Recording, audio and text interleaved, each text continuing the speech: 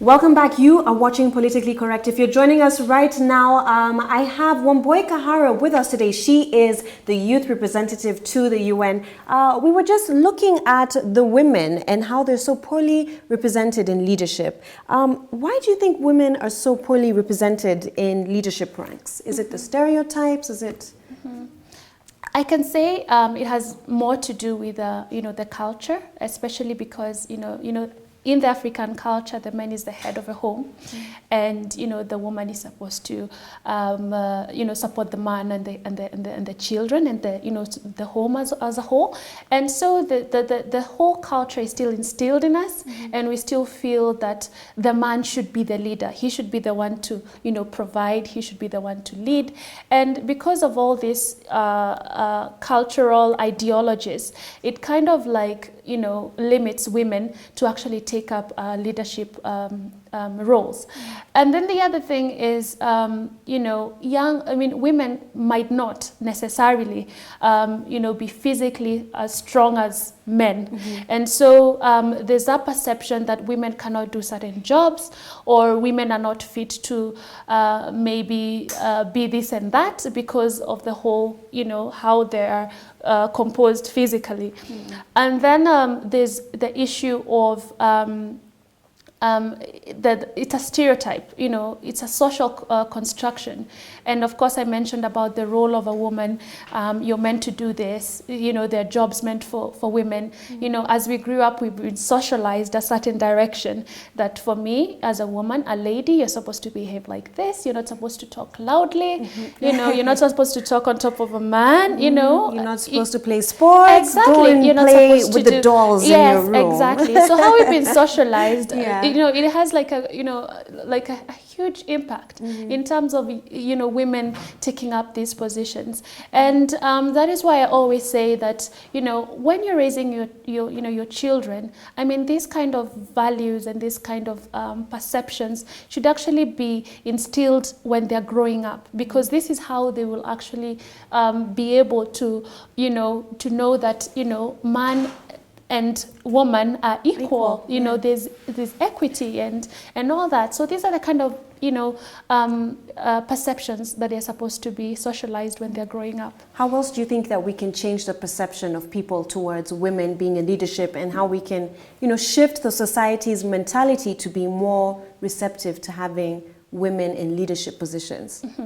I think we have a few of best practices, and I think one of the things is that we have role models. We have women who are actually in leadership and who are doing very well, and we have women who are actually maybe CEOs and who are even presidents of the country. So for us to actually more of like change our mindset and accept these women, and not just that, is that we see the steps that they took to actually get there. Of course, yes, because of the culture and where we come from, there will be challenges.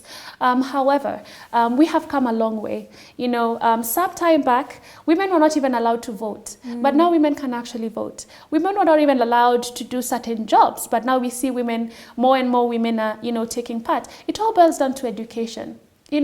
If you want a generation that will embrace women, and embrace equality, is that you have to start from a very tender age, and you have to give these teachings to you put them in the curriculum. You teach these children as they're growing up, and once they're actually grown-ups, they're not going to find it too weird if a woman is actually a president of an African country. They will not find it like a big deal. Now you've got me really curious, because you talked about women and being role models for the society. Yeah. Who do you look at? Which women do you look up to as your role model? I admire Michelle Obama. I actually admire Michelle Obama. And I also admire, actually in Kenya, I actually do admire the UN resident coordinator, Miss Nados Bekele. I actually admire her leadership skill. And most importantly, what I admire is that you don't have to act like a man to be in leadership. You know, you don't have to go there with a strong voice. You know, even if you're soft spoken, you can still be a leader. You know, and you don't have to go and, you know, and fight and, you know, and all that, be to aggressive and to be aggressive, yeah. and all that. You know, you don't have to. You know, as a woman, with your all, you know, being soft and all that, you can still be a leader, and you can still be effective. Yeah. All right. Well, I want to know, what do you think is different about a woman's leadership versus a man's leadership, and how it can be, you know, beneficial to the society to have a woman as a leader? Yeah. I think women are focused. Yeah. I'm not saying that men are not, but I'm just saying, but there's just something about a woman. Once they set their mind to something, they go for it 100%. And this is important because as much as they're very focused, they also have that motherly, you know, instinct, and they also have, you know, they're tender, and they also have this, you know, I can say it's nurturing sort of, you know, I can say humanity, and there's an aspect of humanity and all that. But I'm not saying that this lacks in men, but I'm just saying, as a woman, you would be able to do things, you know, better, more, you know, level-minded, and because you look at something and you do it to the end. I don't know how true this is, but I actually read some research that apparently said that women are less likely to be involved in corruption than men are. What do you think? Oh, I think, well, well, I think it actually can be true. Though, I mean, some people might argue that we need evidence to support this, to support the argument. But yes, actually, if you actually look at majority of people who are corrupt, there's very few women. We're not trying to... I hope the men are not going to cut my throat. All right. Well, being a woman in such a senior position, could you share with me some of the challenges that you encountered, you know, simply because you're a woman? Did you experience some discrimination in the government, in the UN, coming up the ladder of leadership? Yes, there are challenges. One is because you're young, and second, because you're a woman. You're not just young, but you're a young woman. So sometimes, you know, if it's a man, you know, somehow he will be listened to. But if it's a woman, they're always, you know, a bit reluctant. So there was some discrimination. Who's this young girl, you know? And I remember one time I went to, you know, one of those days I used to go to government, and I used to be like, I really want you to listen to me. And one of this lady, and I'll never forget her, because she actually, her words were very harsh, but she motivated me and said, I'm not going to stop. And she looked at me and she told me, Wambui, how old are you? And then I told her how old I was, and then she said, "You want to disclose? Do you know?" I was okay, but at that time I was just studying, so I was 22. So she told me, "You're 22 years." I said yes, and then she told me that, "Do you know what? Even before you were born, I was working for the government. I was here even before you were born.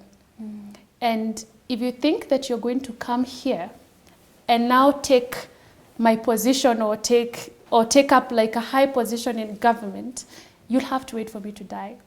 And those were very harsh words. And I said, oh my God, actually, I think, you know, I felt like, wow, you know how you feel like, oh my goodness. Like, oh my goodness. And she looked at me and she said, one, learn from your mothers, learn from your elders, and all that, because for me as a young woman, I thought that despite what everybody says that young women should behave, you know, I was very persistent in terms of, you know, I want a meeting because I believe in my vision. And those words, they kept ringing. And you know, the thing is, like, I always say, I could have decided and said, well, let me just forget this. It's never going to work out.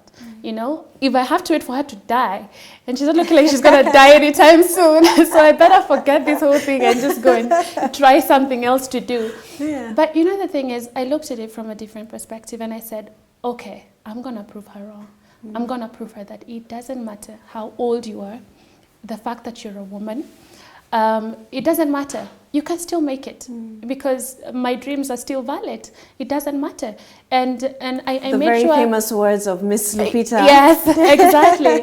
And it motivated me, and I said that because of what she said, today actually she's still in government, and she's seen how far that I've gone. Would you like to say who it was? No, no, I'll just leave it at that.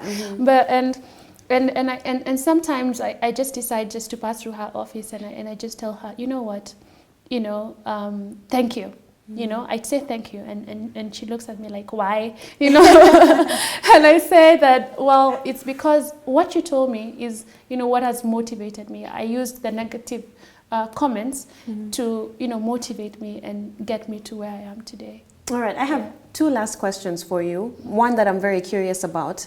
Do you ever see yourself running as the president for Kenya, perhaps, at some point in your lifetime?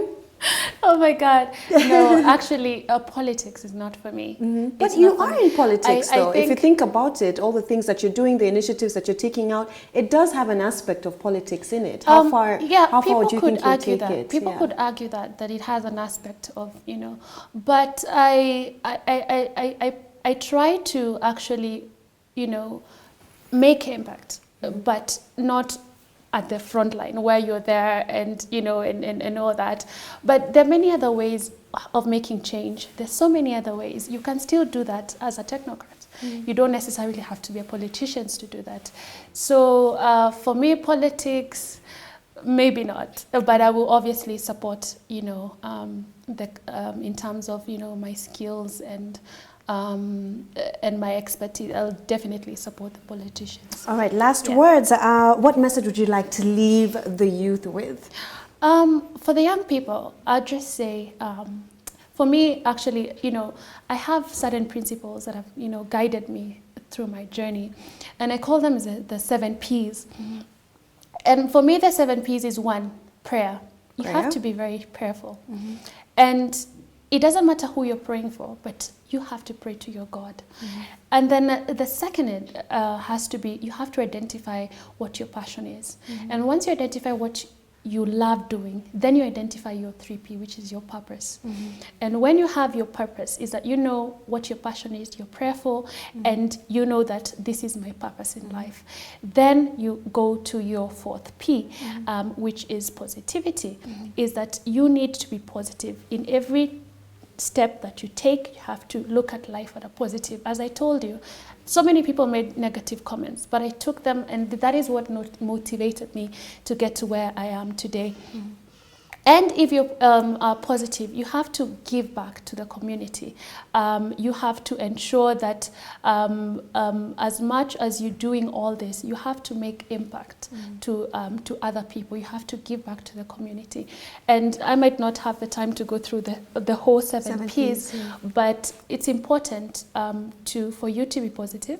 It's important for you to be prayerful. And it's important for you to just get up and do it. Because sometimes, young people just sit and they expect all these opportunities to come. For me, I just went, I took up, I wrote the proposal down, and I walked to the government offices and I actually did it. So for you out there, if you have an idea, an innovation and all that, just do it.